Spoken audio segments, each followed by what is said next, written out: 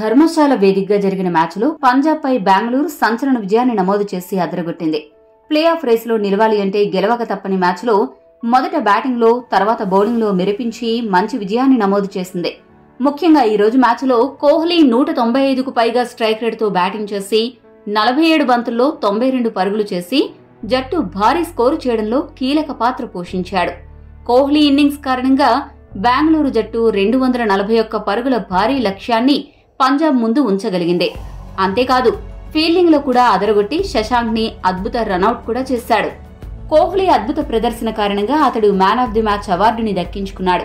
ఈ అవార్డు తీసుకున్న తర్వాత కోహ్లీ మాట్లాడుతూ ఏమన్నాడంటే, ఈ రోజు నా ఇన్నింగ్స్ జట్టు విజయానికి సహకరించడం నాకు చాలా సంతోషంగా ఉంది.